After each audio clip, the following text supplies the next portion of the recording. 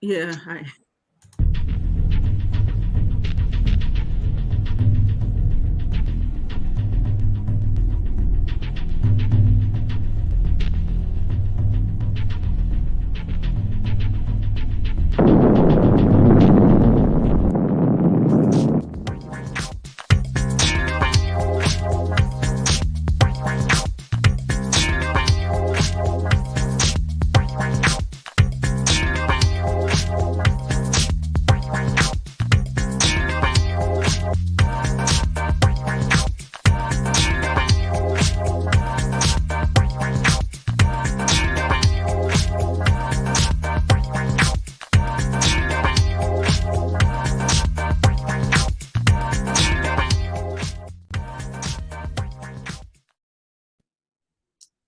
Hello, hello, hello. How is everyone doing today?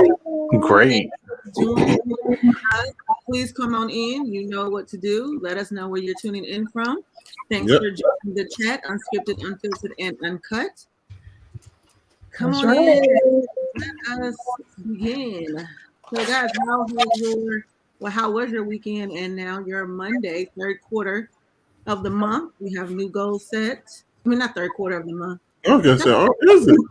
I was like, man, it's day 4. That was a long nap. Okay. Here. I'm all wrong. Sorry. Be sure to let people know that you are here. We want to acknowledge you. Yes, yes.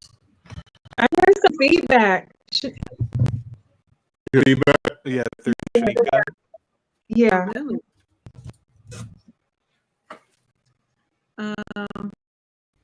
Of course. I think it's gone. Yeah, you sound wonderful. Yeah, it's gone. Thank you. So everybody had a good weekend. I went to Busch Coaster. It's the world's fastest roller coaster. And it is worth the drive. It was nice. It was really good. And we sat the second car from the back. So half of the ride, I was off my seat. I was like, oh my God. I think we're talking about the young guy who fell off the ride. So of course that was in my mind the whole time. So I'm the type of person I keep my eyes closed. Justin's yelling and screaming right next to me, but my eyes are closed. And I'm praying and I'm confessing my sins for everything I did in my life, just in case anything happened. But most of the time I'm off the seat, and I was like, oh God, please don't let us fall. Don't let us fall. But it was good. It was really good. It was fast. It was everything the hype was. Oh, Is it one of the coasters with your feet are dangling or no? Yeah, your feet are dangling. They drop. Oh Lord. Wow.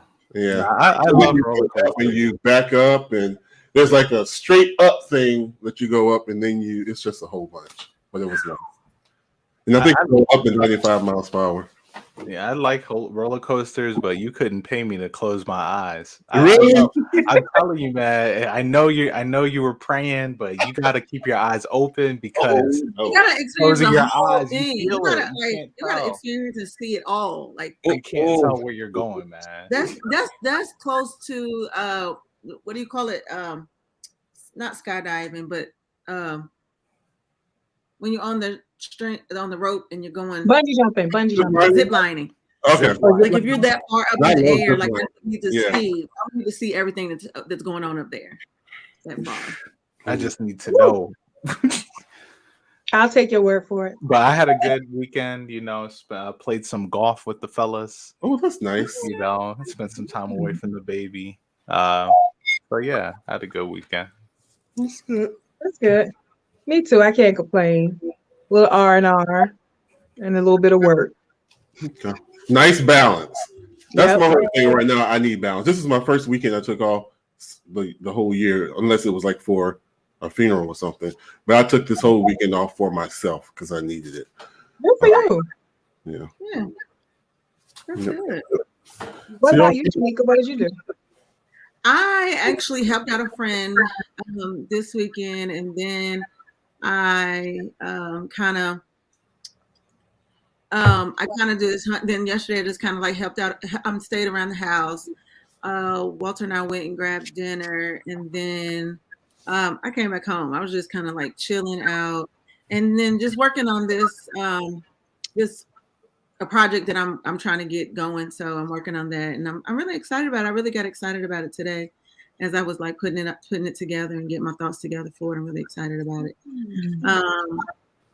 So yeah, that's what I did. But I mean, you know, I'm always at the quiet time and, you know, really processing my thoughts and really watching how God is working in my life and just showing up on things and areas that I have put off. So anyway, that's where I'm at with that. Oh yeah, because she's asking you that. I mean, because her husband golfs a lot, and then she golfs too. So, yeah, I didn't even keep score. I'm not good. My friends, basically, what happened is I just asked some of my friends, like, y'all ever consider going golfing? And then apparently, I opened up, you know, a hornet's nest of golf enthusiasts in my friends. I guess they just figured I wasn't too interested, but they had old clubs for me. They brought me out.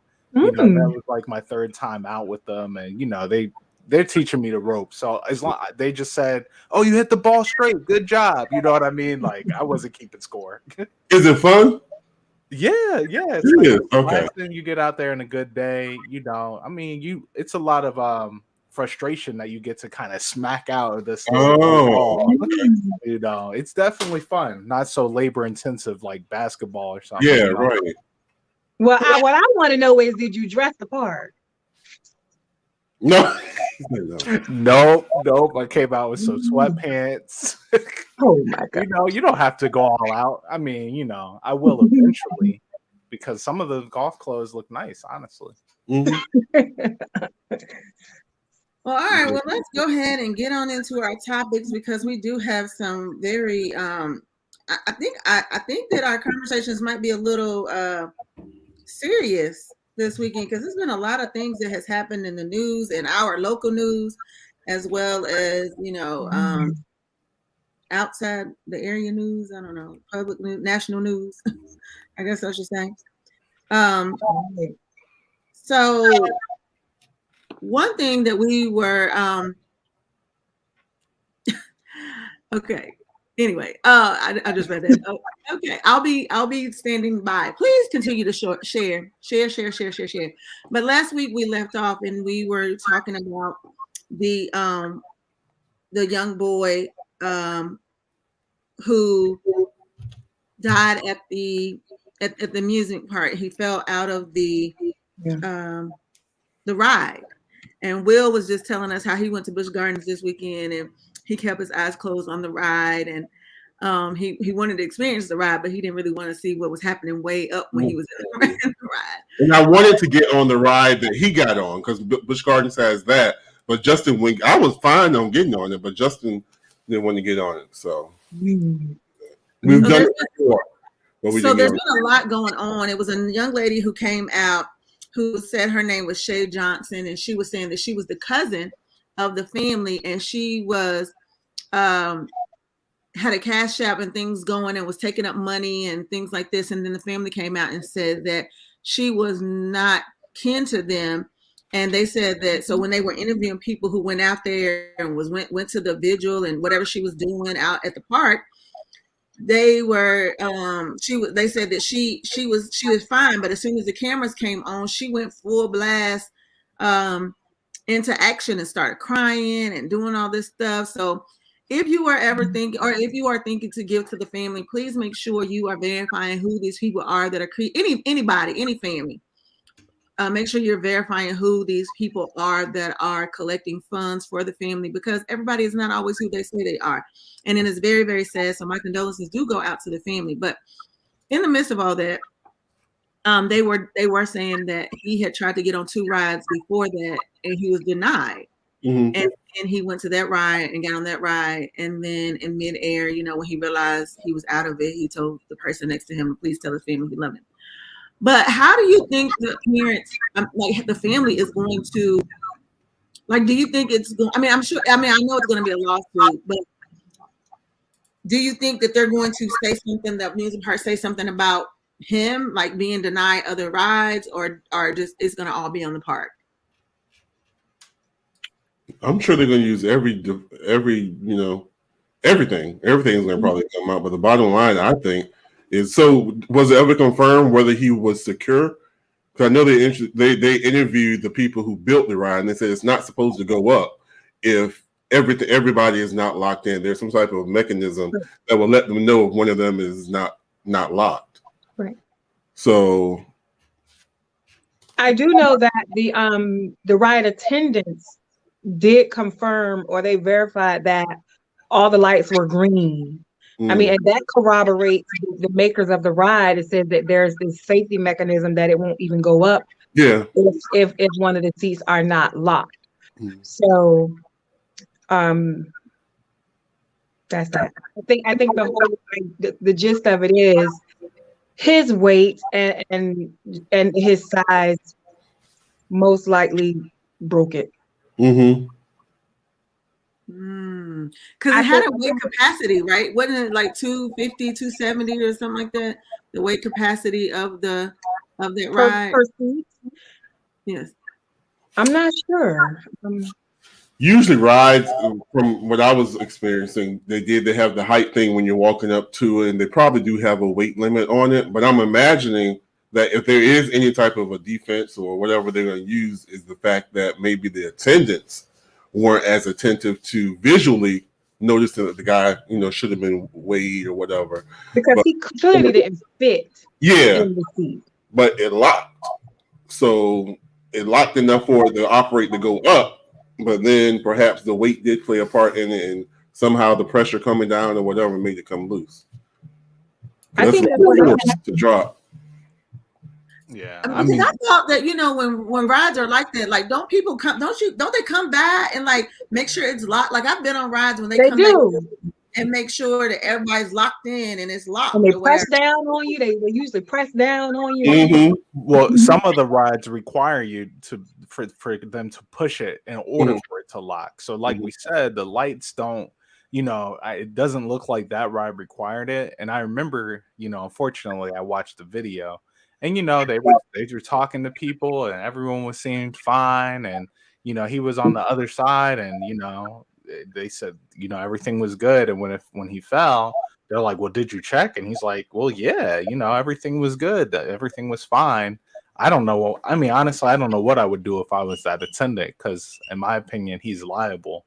But he's only liable as much as whatever the contract says, right? Like they can't. At the end of the day, if you agreed to get on the ride, I think they kind of, as far as I understand, parks always have some kind of fine line. Like, you know what I mean? They're not responsible for your stuff. And, in my opinion, they're also not responsible for your life in a lot of those fine print cases. Yeah. I think they'll find a way to get past that one, unfortunately for the family.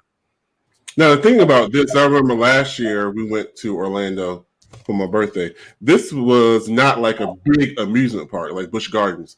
This was like one of those side things on the side of the street. They have a lot of things in Orlando where they have like a mini, how they used to have like roadside things people will set up. This was one of those things. And we saw one actually when they were building this thing. And it wasn't going to be open until this year. But so it's not like a big, I'm pretty sure it's like privately owned. It's not like by Busch Gardens or anything like that. But it's funny because we went to Orlando one year and we went to the Universal Studios, and it was a ride that me and Asia had gotten on, and they had the seat like on the outside of the ride, so you could sit in it and make sure your height requirement was okay, and I guess maybe just to see if you were comfortable. But anyway, I went in and I got in on the ride, and I was like, listen, and and I thought it was gonna be okay, and the guy kept pushing it, and like it locked, and I was like trying to breathe, and I was like, yo, like listen, I was like, I can't, because I'm just uncomfortable. Like I was just uncomfortable, and I felt like I was gasping for air. I was like, dude, like no, like, and they were like, you sure it's fine? I'm like, nah, y'all come back around here, and I'll be dead, because I'm trying to. With all the wind coming in my face, and I'm still trying to gas, and then one of my ribs broke. I just can't imagine that he was comfortable, and it almost makes me wonder. Maybe I hate to say that, but like what? How? Let me just stop at that. How comfortable it was for him. I don't think it was uncomfortable. Like I don't think he was hurting while in the seat. I just felt like he didn't feel like he was in the seat. Like you know, you ever sit in a chair where sometimes you feel like the chair eats you up, and then sometimes you're sitting on top of the chair. It's like, I don't feel like he felt encased. I think he may have felt, you know, like he wasn't in the seat. He was just like there. Right. But you know, I don't. This may not go over well with a lot of people, but I'm just going to say this. I truly feel like this is an example of how a lot of people are, I would say, oblivious to weight and size, you know, issues. I am that person, and not only am I a tall person, I used to be almost 200 pounds heavier. Mhm. So when I would have seen issues with even taking him to an amusement park because I lived that life. You understand what I'm saying? Like, I have a daughter who is plus size. She has a friend who is 5'3" and 99 pounds. And they was like, hey, you want to go to Busch Gardens? I said, you're not going to Busch Gardens. What you going to do? Watch all them rides? Like, I mean, you know, we're not going to do that. For some reason, you're blanking out when you're going in and out. Like, I don't understand. I can't hear what you're saying. Do everybody else hear me? I hear you. Okay. So let me see if I can address something. But what I'm saying is, and I don't know if anybody understands what I'm saying. So because I live that life, like I told my daughter, no, you gonna sit Busch Gardens out. You know, primarily because I didn't want her to feel any kind of way if she had any ride issues, you know, and lo and behold, I didn't want an issue where she was trying to get on a ride that she shouldn't have been on. And I just felt like amusement park, unless you the dad and you taking your children and you watching them, and he's 14, so he wants to have fun. He's a kid. Yeah. But I just wouldn't have taken him to a place where he couldn't enjoy himself at his age group because he would be excluded. Yeah. And he was excluded because they said that they didn't let him on several rides. Then he gets to that one and they say, yeah, sure, you can ride. And I mean, you know, I think everyone does think about height first. Oh, like, you know, if you're this tall, you know, everyone thinks about that. But most people aren't really thinking about the weight. And I mean, because honestly, they don't have scales. And honestly, America has a weight problem. So, you know, a lot of people are probably close to the weight that limit that you shouldn't have on that ride. But I think he was also very a large person because there's weight and then there's large, right? I mean, he was 6'4" and 350 pounds. Yeah, so I mean, you know, if I see a linebacker getting onto, you know, a full-on linebacker, I'm like, dang. And honestly, it's just overall sad because I'm sure he didn't think he was going to lose his life. But also, at 14 years old, you're not thinking about all that. You think you're invincible. You know, like, oh, it's all good. You know, I fit in it. See, mom, I'm in there. And look at the friends next to him. Judgment. Yeah, they were average size. I mean, and below average for one of them, if you ask me. Right. But I just, as an adult person who lived that life, I would have been able to pick up on the fact that probably wasn't the best outing. I think honestly, for that kind of ride, I didn't realize that they don't put seatbelts on it. I know that they have the shoulder restraints and you're going up, so it's supposed to stop you from going up. But when that brake hits, you know, all the force is transferred. Right. That's exactly what I said. And I felt like when that ride slowed down or it like came to that pause halfway, I think the force, 350 pounds, 6'4", popped that harness. Yeah. It's sad, but rest his soul. Yeah, for sure. All right. Okay, so just keep on commenting. I know that it's like a little bit of a delay, but just keep on commenting if you have something to add to the conversation. Yeah. But, all right. Go ahead, guys. Let's go. What's going on? Yeah, okay, I'm gonna do my topic that I've been trying to do forever. Okay, go ahead. So Dolly Parton, everybody know who Big Boob Dolly Parton is, right? So, by the way, she closed the ride in her amusement park. She has the same ride made by the same manufacturer. and she closed it on her part. Dolly, is it Dollywood or Dolly World? I think it's Dollywood. It's Dollywood. Yeah, she closed it. Okay, so Dolly Parton, she credits her long-term success to this 6-word piece of advice from her mom. So Dolly Parton said when she was young, her mother gave her the most valuable piece of advice. She says, always keep something back for yourself. These 6 words have helped shape the 76-year-old country music superstar into 6 decades of show business. This phrase, which applies equally to business and work-life balance, essentially means to give to others, but meet your own financial and emotional needs first. She said, you can't give what you got. You can give what you got away, but don't give it all away.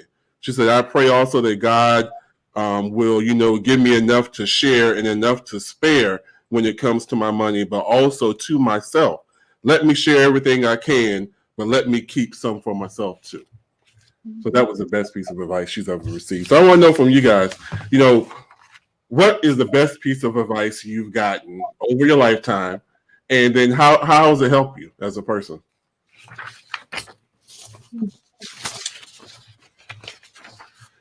Well, you want me to start? Or do y'all need time to think? Yeah, I do. Go ahead. Only been a month. Huh? I said you can start, but I know. Okay. All right. So I used to have this big issue. I think Tanisha and I sometimes. What's my name? Tanisha. I call you Tanisha. Yes. Hold on, write that off. That's not her name. Is not Tanisha. Shanika. Oh, Tanisha. Okay, so Shanika and I, in one of our little side conversations, we're talking about, especially with clients, how difficult it is with clients, communication, whatever. So, long story short, I've always had a problem with wanting to be liked, wanting to be fit in, wanting to be invited, wanting to be. I don't know what it was. I just felt like I needed to be validated by other people. It would hurt my feelings. And it almost crept back in, Chanel, a couple of weeks ago when you said you went to that networking event. And I was like, oh, you didn't call me? You said I was thinking about people to call. It didn't go there. But whatever that thing that gets up in your spirit almost got there. But I said, oh no. No, you got a lot of things on your mind. It's not that you had anything against them. You just didn't think about it. So anyway, I was watching TV probably about 2 years ago, and T.D. Jakes came on, and he gave this sermon called "Let It Go." So this is from it. Don't you take my advice, girl? That has helped me so much, though. Don't you take my advice? This is your advice. Can you say it so I can? Come on, say I'm it. saying, okay, so T.D. Jakes, this is an excerpt from his thing. He said, "There are people who can walk away from you, and hear me when I tell you this. When people can walk away from you, let them walk. I don't want you to try to talk another person into staying with you, loving you, calling you, caring about you, coming to see about you, staying attached to you." He said, hang up the phone. When people can walk away from you, let them walk. Your destiny is never tied to anybody that left.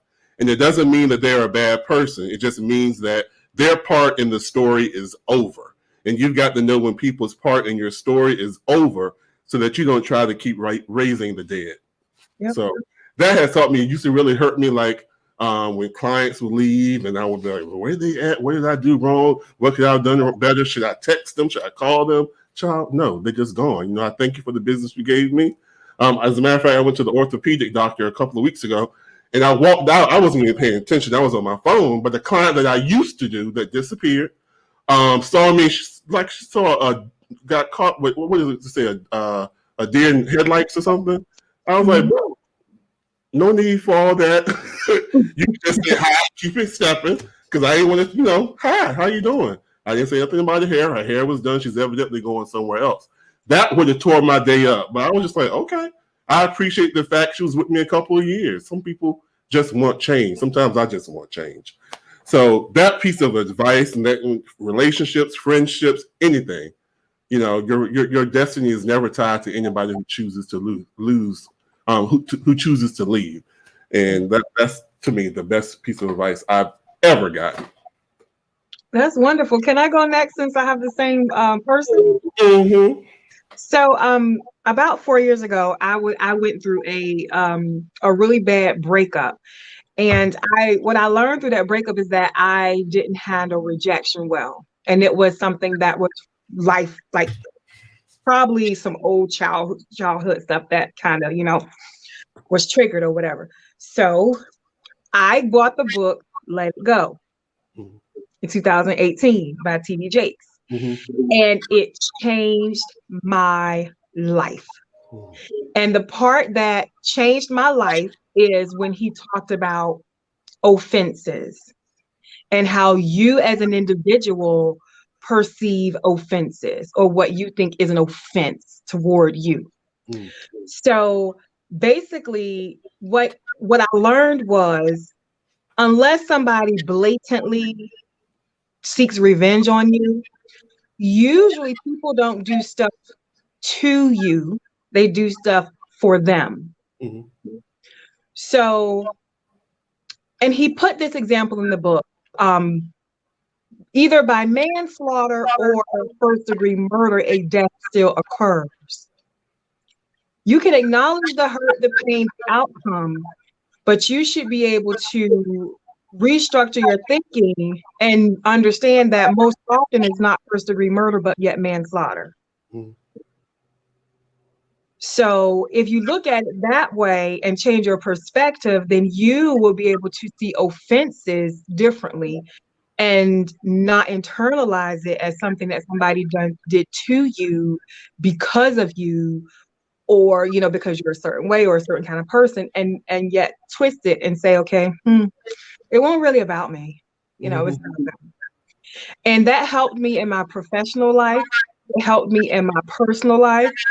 It enabled me to be able to brush things off, in a millisecond. And if I can use this one quick example, in the nurse exec role, you have departments that work together or should work together, but oftentimes departments that work together by design bump heads. So I was the department head for the nursing department, meaning every patient that comes in the building, I'm responsible for their care. But the admissions department would admit the residents, the patients. So they will oftentimes admit people that I felt like, they shouldn't even be here. Like, they're not ready to come here. And once they're there, they're my responsibility. So we used to get in tiffs. But as soon as I read that book and I internalized and I received that concept, I realized that they weren't trying to destroy the nursing department. They weren't trying to piss me off every day when we got train wreck of patients. It was that they had quotas. They had quotas. And once they came in the building, that was a mark for their week. So, it was the best advice I ever had was to how to basically differentiate between, what an offense really is and learn how not to internalize it, meaning keep myself intact, although I can experience the blow, but I can brush it off real quick. A lot of people need that advice. Yes. Yeah. So that still occurs, either by manslaughter or first degree murder, but were you a casualty or were you the target? Right. Okay. Shanika, Amir. Oh, okay. I thought Shanika was itching to go. So I'll go ahead. For me, it has to do with career choice and whatnot. I think, there's a couple pieces of gems here or there that I got. Number one, I thought that whatever you chose to do with your life around college time, that's what you had to do for the rest of your life. I don't know where I got that from, but I'll never forget going into campus and I was like, well, I'm afraid to choose my major because I don't want to be stuck. And then this man looked at me and was all like, stuck? I'm all like, well, you choose a major and you just, then you end up doing something you don't like. And he's like, you could just quit. And I'm like, well, what do you mean? He's like, okay. He's like, there's a few professions where you can't do that. If you study to be a surgeon and you go all the way through the process and get to a surgeon, you could still quit, but you've gone through 12 years to get to that point. So Right. at that point, you better have been committed. Mm-hmm. But he's all like, if you get a degree, it opens up the options to everything. And that kind of goes for a lot of things. So when it comes to my writing, when I write, I used to write all kinds of short stories that I never finished. Then I heard the advice, you have to finish it first and then go back and edit later. You can't do it both at the same time. You can't edit and write at the same time. And it's kind of the same thing. Like, you're so worried about having that perfect product at the end that you never finish it. Whereas if you had been just focused on getting it done, then you can go, all right, here's my mistakes, and you try again in the future. Yeah. So I think that those to me were some of my best advice, like to help me move forward and stop being a perfectionist. Right. Good. All right, that was good, because I'm always thinking that I'm a perfectionist, and I'm glad that you just said that, because that was another confirmation for me. Because I think sometimes when I write, I can't get through things because I'm trying to edit, write, think, process all of these things at one time, and it's like, just write. And once you get it all on paper, then you can go back and redo and edit and all this. That's why it's an edit button. That's why it's a backspace button. That's why it's a whatever, or you can go back in there and do that. But I have a couple of, well, more than a couple, like 3. I know you said 1, but hey, why not? So one of them is one that I've been really practicing here lately, or I have been thinking about. It just keeps coming back to me, and that is showing up more for myself than I do for others, because I have a tendency to show up for people a lot, and then I fall by the wayside, and then I'm frustrated and upset because I show up for people, but then when I'm expecting for it to be reciprocated, it is not. So if I show up more for myself, and then I won't be so frustrated at getting the things done that I want to get done, instead of when I give advice to people, or when I share things with people and they don't follow through, or they don't do what I'm saying, or do whatever, it's like, it doesn't matter, because you showed up for yourself and you put those things into action. The other thing is, if you stand for nothing, you'll fall for anything. That was like the one of the best things too for me. It was like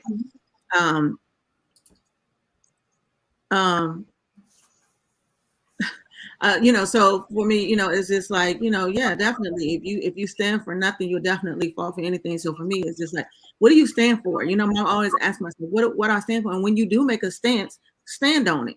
Like, if that's what you said, or that's what you did, or that's how it happened, or whatever, stand on that. Like, don't waver on what you said, and don't be afraid to be like, yeah, I said that, and that's, yeah. I mean, you might not like it, but I did that, I said that, and that's why with apologies, apologies are not good for me. Like, I trust and believe, when I said what I said, I thought about it. I said it, I thought about it. And I'm not apologizing. I'm not sorry about it. I meant it. Now, if your feelings got hurt in the process, I may be sorry because your feelings got hurt, but I'm not sorry because of what I said, because I meant that.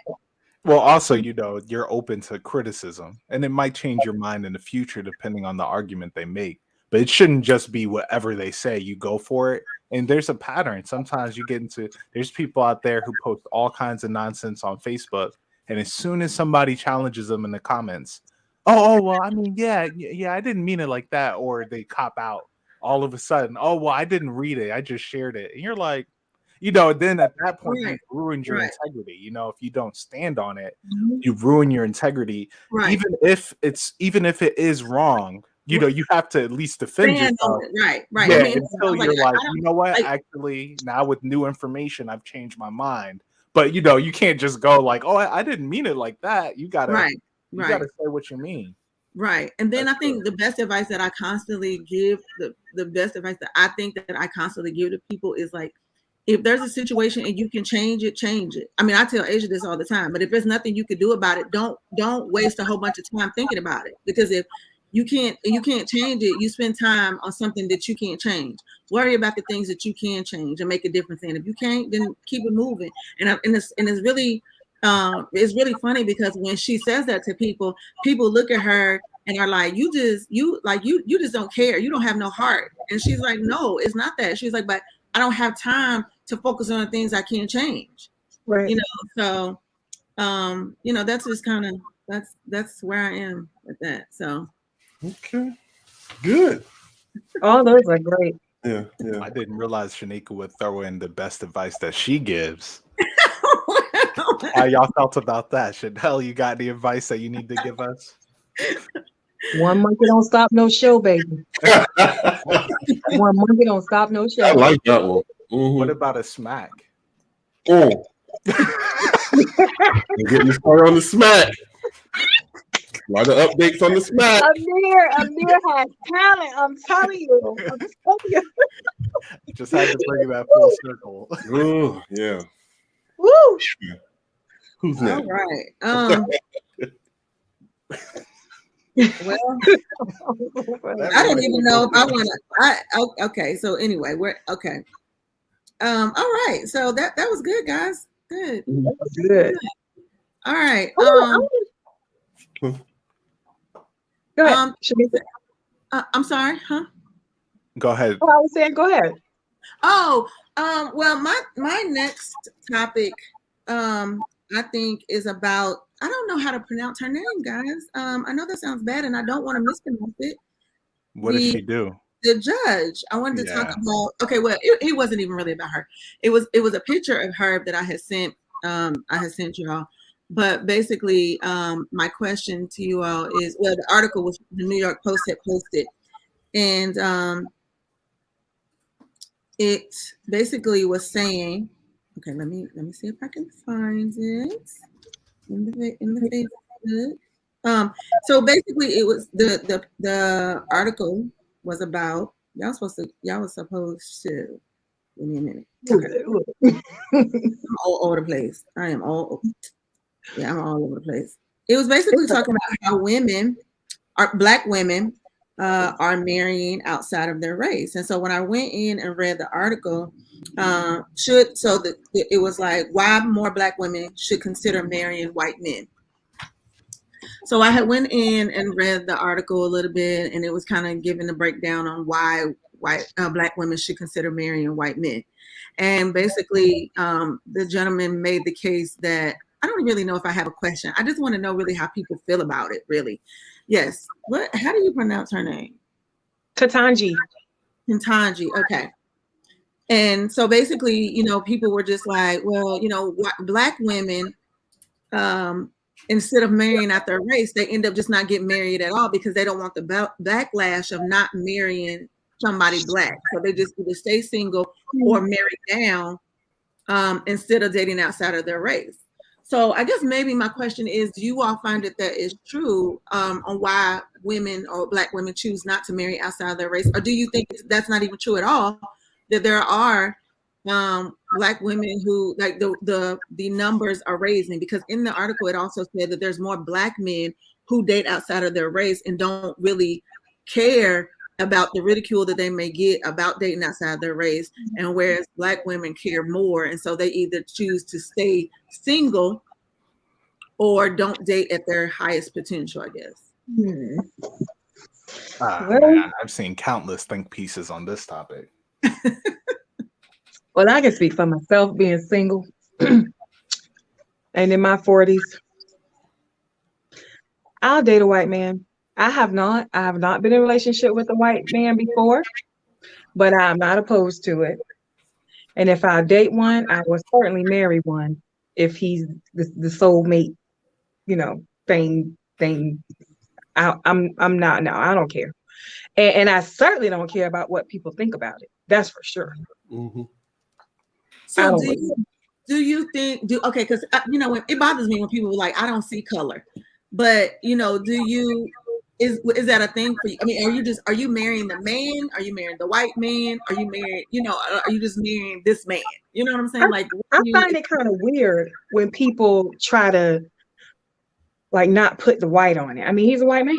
I mean, I'm saying he would be a white man. I mean, well, why he gotta be white? He's a white man. I don't understand why people make it so weird, whether it's or a Black woman, or he's married to a Black woman. Why she gotta be Black? Why he just can't say she married? She's a Black woman.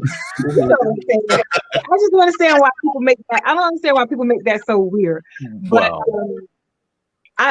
if somebody said, "Oh, Chanel, if I get married to a white man," and somebody said, "Oh, she married a white man," I'm fine with that. He a man. He's a white man. He's married to a Black woman.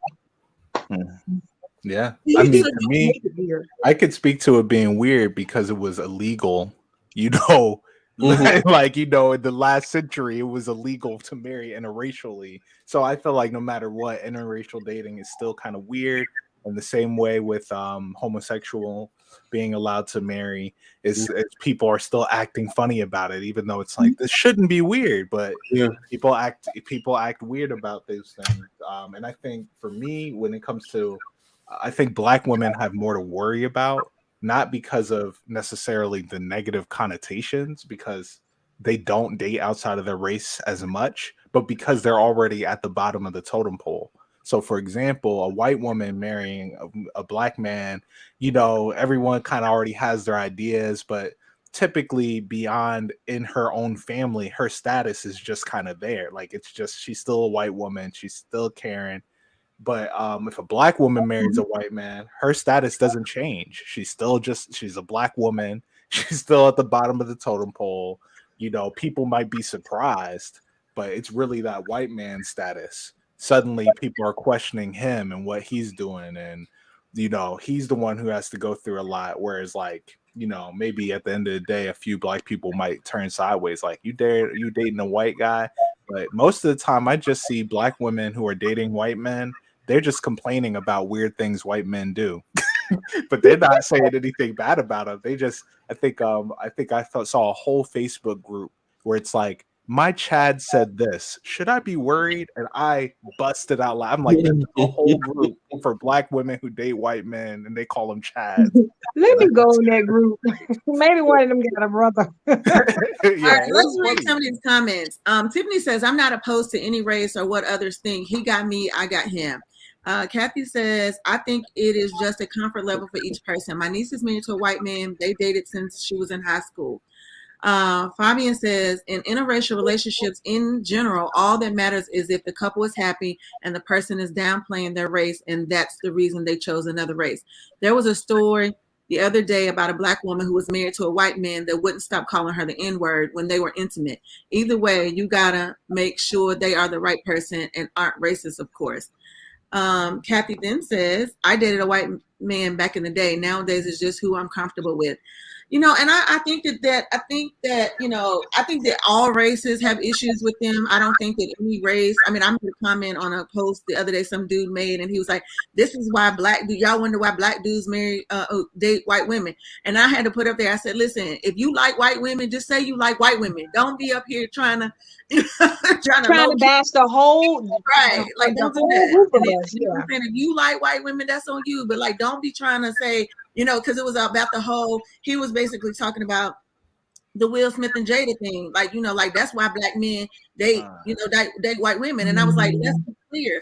All women, all white, Black, Asian, whatever, they all got some type of issues, you know, and it's not because of the color of their skin, right? Exactly. And I mean, that's what Fabian's talking about, is like, as long as you're not dating somebody who hates you, right? I mean, and people act like that, like, oh, well, he's dating me, so he can't be racist. And it's all like, really? He can't? Right.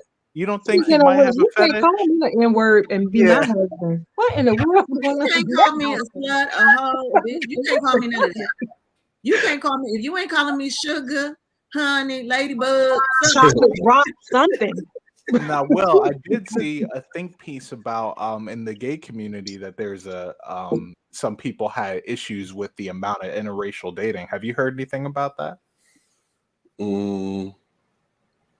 No, I mean, no. Most of all of my friends and my inner circle is Black on Black, but I mean, we're used to that. So I don't think there are any raised eyebrows when you see an interracial couple at all. At least not with the people I hang out with in the places that I frequent.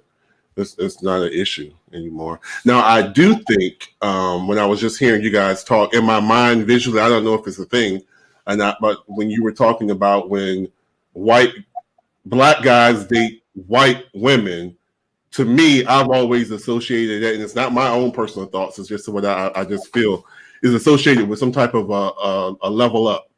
In that when you see a white guy dating a Black woman, is he downgraded, or he's getting subpar material or person or whatever. And I know in the gay community, you just dating a white guy. I think there's some validity to that concept. I don't agree with it, but I'm saying I've heard that before. Yeah. I've heard that before, and that just goes to show you. Well, the way it was explained was that how the difference between a black woman and a white woman, come on now.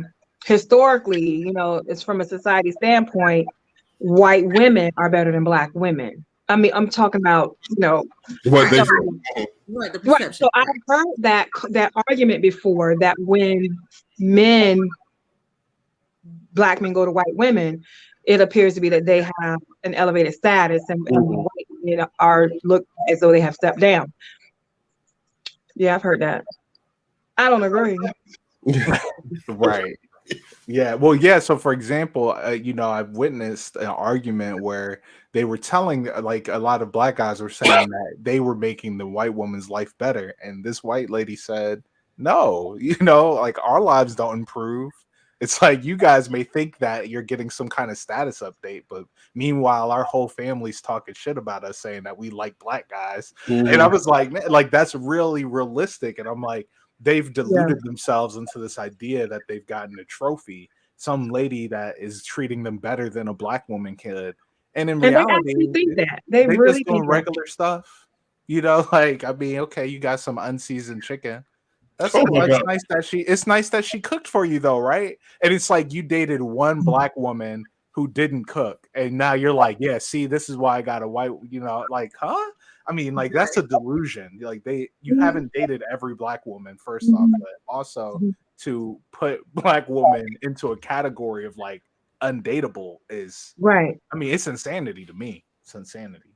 I mean, and which brings us to our next topic about the young lady who stole $40 million from Yale's financial, what was she, in the medical department? And she's white and her black. So, yeah, I mean, she's definitely at some point he thought he was getting an upgrade. Huh? Yeah, he probably did. I mean, I would have thought I had an upgrade if she was paying for iPads. Yeah.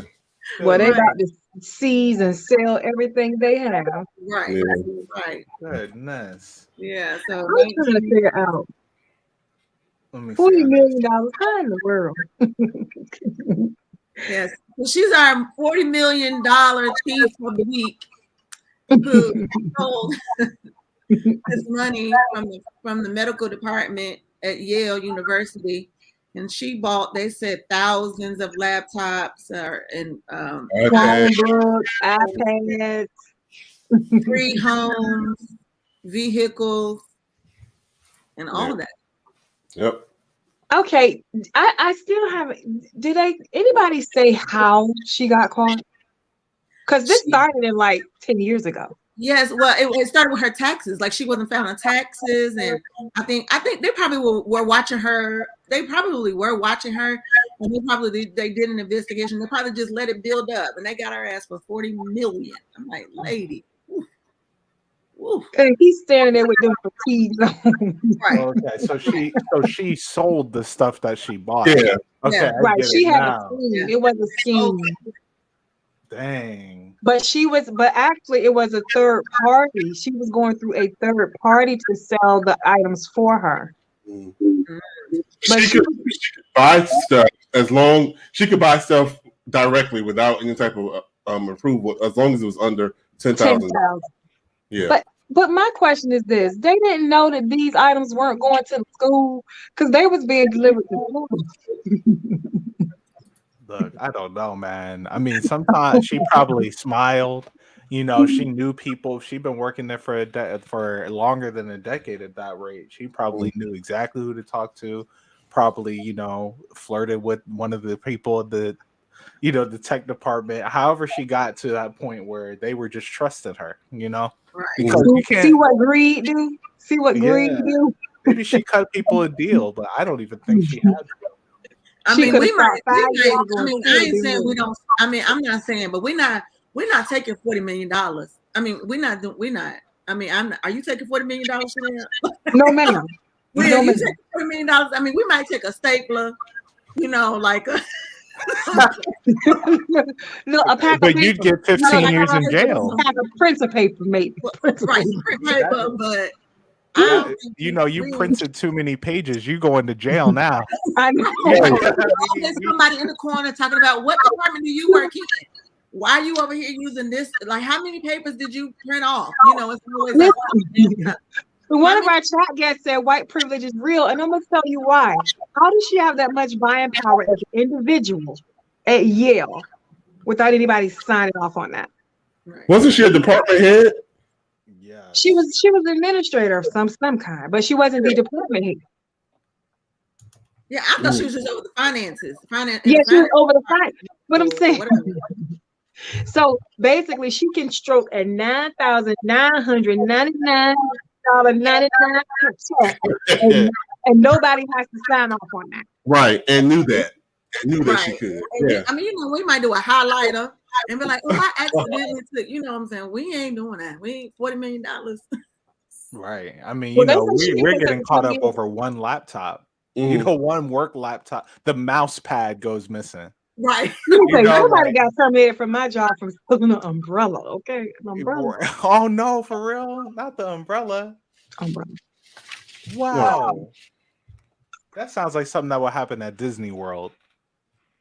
We see that you left with a Disney World, you know, a Mickey Mouse jumpsuit for the rain. We saw you left the park. You know, it's that We're gonna have to corporate let code you of go. conduct. Corporate code of conduct. Yeah, we're gonna have to let you go. Right. There. Right. Yeah. But I just don't understand how she has that much buying power. That's why I go back to our chat viewer comment, white privilege, because I just So why didn't this go viral, right? Why didn't it? Because when that guy at Howard, he stole, I think, 40,000, maybe it was 400,000. I'll give it like, you know, another zero from the school. And that thing viral, they had memes. They showed pictures of him at his photo shoot, talking about how could he take from this school. And I'm all like, man, they ain't say nothing about this. The article I and it's shared 40 with y'all million, was 5 days 40 ago. million. Yeah. Yeah. So I mean 40 million and we ain't heard nothing. Yale is mom. I mean, I'm sure there's something. They handle their business silently. They're like, no one's gonna know about this. I mean, it's there, but you know, I guess the Will Smith smack was harder than $40 million out of their pocket. Or Right. maybe they just have so much money that 40 million was chump change. Right. Right. Mm. How many years did they say? Like over a 4 years? It started 10 years ago. A Oh, decade. 10. Oh, yeah. And that's just what she admitted to. Right. Wow. Hmm. Well, talking about admitting to things. So this was on our local news. So if anyone happens to have Norfolk or Virginia Beach local news, there was an incident that happened, I want to say about a week ago, with this guy. His name is Cola Bill. So if you want to check out the story or whatnot, and it was some fires that happened, and he had a fire, and once he was arrested, he had killed 3 people, and then he kind of went on the run. But it's a very chilling confession that he did. And his thing was when he was interviewed by oh wow, okay. When he was interviewed, you have to really go check it out. I mean, if you want to hear it, but it was very chilling to me. It was, Yale's endowment is 42.3 million. This low. Wow. Okay, so basically he admitted to killing his girlfriend, killing his father figure, and killing his cousin. I mean, and he gives an account of all of it. And basically he was saying that, you know, it boiled down to like people say that they check on you, but then they really don't check on you. And so he basically was like, that's why, you know, in a sense, that's really why he killed her, because people claim they check on you and they don't. And he was like, the reason why I burnt down the house is because her parents pulled up in front of the house but never went in the house. And he was like, basically, you know, she had been deceased the day prior. And on Wednesday, the mom came to the house. She didn't go in the house. She called and then she pulled off. And on Thursday, he burnt the house down. And I'm saying that because he was like, you need check, somebody should check on her. So how often are you like, It's okay, not when funny. people are in questionable relationships or just people in general, people who even maybe like, do you check on people? Do y'all regularly check on people or not really? I mean, I think it depends on the relationship, honestly. I mean, I think his reasoning saying they didn't check on, I think it's BS because at the end of the day, how many times them checking on her would that have stopped him from burning her house down? No. Well, With he her said dead basically body. what he said was, had she went in the house on Wednesday, she would have known that she was deceased, and the house wouldn't have been burnt down because they would have known that she was deceased. Because the person who was interviewing him said, "Well, what difference does it make? Because she was already deceased." He was like, "Yeah, but the house wouldn't have been burnt down because they would have found her body." And I was, just, I mean, like y'all, it was just chilling. Like I was But just she was stunned. still dead. That's what But I right, mean. Well, first of all, he but, had you know, mental in health his mind, he issues. was trying to make sense of it, you know. But he was just like, Yes. "For your people," you know. Right. And it was just, I mean, and I'm not saying, I'm just saying that it was very chilling. It was It very, was it was Right. very his his account, yeah. confession Yeah. was just, All I'm saying is you can't blame those people for not checking in. no, not at all, Because, not at yeah, all, that's not all. at all. But I'm Okay. just like Yeah. that's what just kept going through my head. I'm like, but you like, and then he was like, I mean, like he was just so like straight faced with it and was like, you know, yeah. And then, you know, yeah, then I took her as a hostage. I had a hostage, and the only reason why it wasn't a shootout was because I looked out the window and saw two kids playing soccer, and that's the only reason why. But I wasn't on the run. I was chilling. I found the 20 minutes. Y'all, it's just crazy. It's just crazy. It's just none at all. He said he didn't have no remorse. The lady asked him 3 times, and he was like, "No, I don't have no remorse." And Yeah, I mean, I think he actually he has to have a disorder because Mhm. you know I've seen when people are trying to plead insanity, you know, they tend to fake it, but then they're like, nah, like, you know, when you tell the story like that, that's where it's like, oh, they asked him in that interview. They said, "Are you ready to accept whatever happened to you?" He was like, "Yeah, my life is over." Like you know, he was like, "Yeah, I mean, I'm ready to accept whatever it is." Like I knew that. I knew that. I had already killed people. Like I knew that. Yes, yes, yes. Rosalind says his biological father killed his wife because they asked him about that, and he was like, "Yes." He was like, "He tried to kill my mother, but she survived." dang. But she So, died. Okay, well, I'm confused.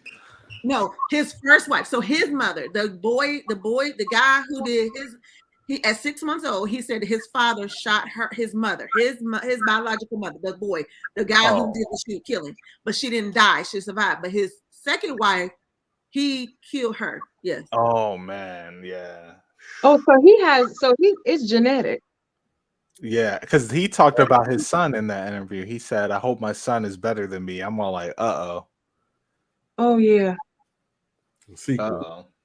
Let me see. I don't know how to, okay, so I don't know how to put a link in.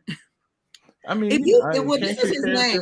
This is his name. I'll put his name. I really don't want to, but this is his name right here. So just look it up because it'll come up. Yeah, I mean the news, it went pretty far because there was a manhunt for him. But he said he wasn't hiding. He said he was not hiding. He was in Hampton in an Airbnb. That's where they found him. Yeah. Well, if you in an Airbnb, you hadn't, because that's not your address. Well, I don't know. I mean, you know what I'm saying. He said he took the girl. He took his cousin's girlfriend. Like it was just crazy. He took the cousin's girlfriend as a hostage. And like and then he was like, when he was like, the father, y'all just have to see, like it was just like so, like I just couldn't believe it. Like I just couldn't believe it. I agree. You know, I was dumbfounded watching it because it's something that you hear on Dateline, ABC, and it was happening right. Dramatic. Yeah, I think we might hear about this. They might do a Dateline story something one day. Because when they do it on those kind of stories, they make it dramatic. They got the music, you know, it's all like, yeah, I killed her. Then it's like, boom, you know, and his family never saw her again. You know what I mean? Like stuff like that. But like when you see the confession straight up, and they're just like, yeah, you know, I took him behind the back of the store and I slit his throat. And I was like, oh man, I got blood on me, so I know they're gonna catch me. You're like, whoa, like, are you sad about it? And he's like, no, I knew once I killed him, it was the enemy. And you're like, oh no, like, you know, they don't have any remorse. Like, they need to be put away. Like, they're not okay. Yeah. Whereas, like, you know, the people who like fake insanity because they think it's gonna get them some kind of easier sentence, you know, they're over there screaming and yelling and talking about the devil. And the cops are like, yeah, okay, like, you know, you're not crazy. Like, you just did something horrible. You're trying to get out of it. You know, because crazy people are so, like, they're unbelievable when they admit it. Like, it's uncanny because you're like, is he, like, what? Like, it's stone cold, you know, just telling you exactly what happened. That's what I saw. I mean, like, it was horrible, but you know, anyway. But it's just, I mean, check on your people. Just check on your people. Just check on. That's all. Like, I mean, I said that. Yeah. I mean, you know, clearly, if they would have checked on her on Wednesday, they would have found her dead. You know, same thing. You know, burning the body. She's gone. You know, it's horrible. Right. Right. I know, Will. You said you Will, had go something, ahead. but we had the. No, I'll do that next week. I'm putting the information in the group for the lady who asked for the link. It's inside the Facebook group now for you. Okay. All right, you guys. Yeah, there you go. Yeah. All right. Good show, y'all. Thank you. Thanks everyone for watching. You know, Unscripted, Unfiltered, Uncut. We'll be back next week with even more juicy topics and hopefully the first Black woman elected to the Supreme Court by the end of this week. Hopefully. Yeah, so I'm excited. Yeah. This is the week they're supposed to finish everything? Yeah, so they just voted through for her to go to the next final vote, but I mean, you know, they're going to push it as long as they can. Yeah. Which is ridiculous. Absolutely ridiculous. Disgusting and ridiculous. Yeah. Okay. All right. Well, No problem. stay tuned. Yeah. All right. So All we'll see you next week then. See you. Good night, everybody. All right. Yes, bye.